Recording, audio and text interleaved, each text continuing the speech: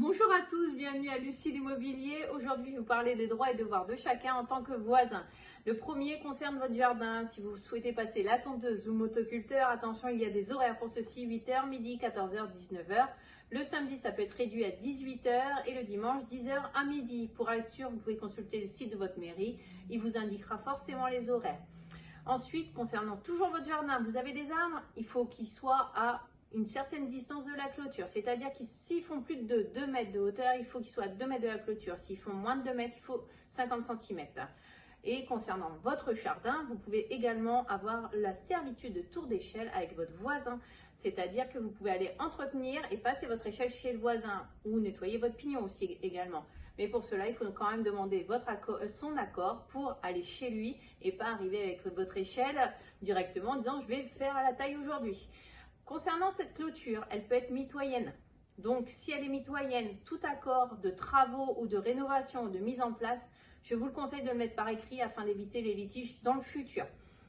Il y a votre jardin, mais il y a également votre trottoir. Sur le trottoir, l'hiver notamment, il faut l'entretenir. C'est-à-dire que si vous avez quelqu'un qui se blesse parce que vous n'avez pas déneigé ou à glisser sur une plaque de verglas, il peut se retourner contre vous. Donc, je vous conseille, dès les premiers signes de flocons, de nettoyer au fur et à mesure votre trottoir.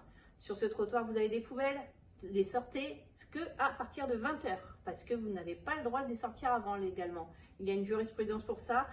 La veille, avant, c'est interdit. À partir de 20h, vous pouvez et il faut les rentrer avant midi s'ils sont passés le matin et avant 20h le lendemain s'ils sont passés l'après-midi.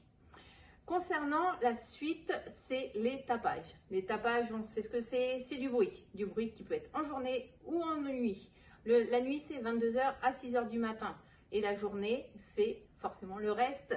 Mais attention, il faut que ce soit répété et amplifié. Non, je rigole. Donc, un tapage est considéré que si c'est répété dans le temps et à plusieurs fois. Alors, par contre, attention, les enfants ne sont pas considérés comme des tapeurs nocturnes. Hein. C'est vraiment un fait inhérent à la vie quotidienne.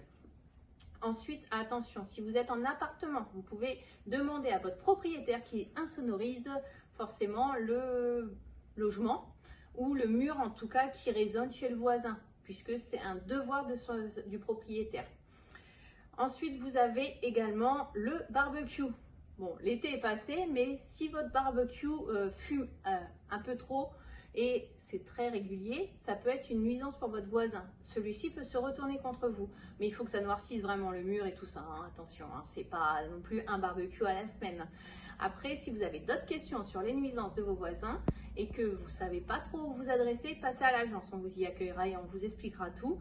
Et si vraiment vous avez essayé de discuter, de dialoguer sur les nuisances avec votre voisin et que celui-ci n'entend pas raison, vous avez la conciliation, donc c'est une première procédure, suivie par la suite, si ça ne se calme pas, par le tribunal de grande instance que vous pouvez saisir pour faire cesser les nuisances de votre voisin. Voilà. Bon, j'espère que vous n'en arriverez pas là et je vous dis à très vite. Bonne journée.